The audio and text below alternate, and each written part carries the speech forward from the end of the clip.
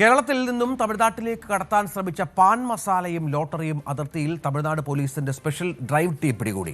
വാഹന പരിശോധനയിലാണ് തമിഴ്നാട്ടിൽ വിൽപ്പനയും വിതരണവും നിരോധിച്ചിരിക്കുന്ന കേരള ലോട്ടറി ടിക്കറ്റുകളും പാൻ മസാലയും പിടിച്ചെടുത്തത്.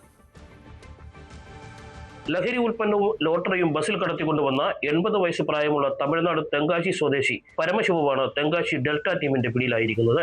വിജയ് സർക്കാർ തമിഴ്നാട്ടിൽ അധികാരമേറ്റതിനു ശേഷം ലഹരി ഉൽപ്പന്നങ്ങൾക്ക് കർശന നിയന്ത്രണം ഏർപ്പെടുത്തിയ സാഹചര്യത്തിലാണ് കേരളത്തിലെ അതിർത്തി കടന്ന് തമിഴ്നാട്ടിലേക്ക് ലഹരി ഉൽപ്പന്നങ്ങൾ എത്തുന്നു എന്ന രഹസ്യ വിവരത്തിന്റെ അടിസ്ഥാനത്തിൽ സ്പെഷ്യൽ ഡ്രൈവ് ടീം പരിശോധന ശക്തമാക്കിയിരിക്കുന്നത്.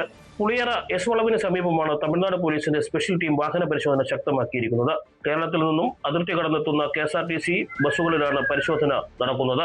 കേരളത്തിൽ ഇത്തരം ലഹരി പദാർത്ഥങ്ങൾ ഉൽപാദനം നടക്കുന്നു എന്നുള്ളതാണ് ഗവൺമെന്റ് ശ്രദ്ധയിൽ നമുക്ക് വരുത്താനുള്ളത്. അടിയന്തരമായ ഇത്തരം കേന്ദ്രങ്ങൾ പരിശോധിച്ച് നടപടിയെടുക്കണം എന്നുള്ളതാണ് ഈ കാര്യത്തിൽ എനിക്ക് പറയാനുള്ളത്. പുളിയറയിൽ നടത്തിയ പരിശോധനയിൽ KSRTC ബസ്സിൽ നിന്നും അനധികൃതമായി കടത്തിക്കൊണ്ടുവന്ന ലോട്ടറി ടിക്കറ്റും ലഹരി ഉൽപ്പന്നങ്ങൾ പിടികൂടി. തമിഴ്നാട്ടിൽ ലഹരി ഉൽപ്പന്നങ്ങൾ നിരോധിച്ച സാഹചര്യത്തിൽ കേരളത്തിലും നിരോധിച്ചിരിക്കുന്ന ലഹരി ഉൽപ്പന്നങ്ങൾ കേരളത്തിൽ നിന്നും തമിഴ്നാട്ടിലേക്ക് കടക്കുന്നു എന്നുള്ളത് വളരെ ഗൗരവത്തോടെ കേരള സർക്കാർ നോക്കിക്കാണേണ്ട സാഹചര്യമാണ്.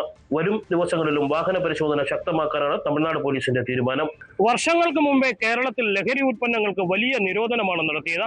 ഇപ്പോൾ കേരളത്തിൽ ലഹരി ഉൽപ്പന്നങ്ങൾ ലഭിക്കുന്നില്ല എന്നാണ് നമ്മളുടെ വിശ്വാസം. പക്ഷേ തമിഴ്നാട്ടിൽ ലഹരി ഉൽപ്പന്നങ്ങൾ നിരോധിച്ചതിനു ശേഷം കേരളത്തിൽ നിന്നും അതിർത്തി കടന്ന് ബസ് മാർഗം തമിഴ്നാട്ടിലേക്ക് ലഹരി ഉൽപ്പന്നങ്ങൾ എത്തുന്നു.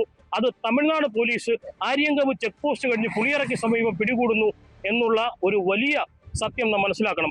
കേരളത്തിലെ ഈ ലഹരി ഉൽപ്പന്നങ്ങളുടെ ഉറവിടം അടിയന്തരമായി കേരള സർക്കാർ കണ്ടുപിടിക്കണം എന്നൊരു ആവശ്യം കൂടി ഞങ്ങൾ മുന്നോട്ട് വെക്കുകയാണ്.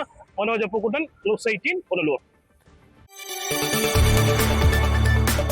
കൂടുതൽ വാർത്തകൾക്ക് News 18 Keralam YouTube channel subscribe ചെയ്യുക.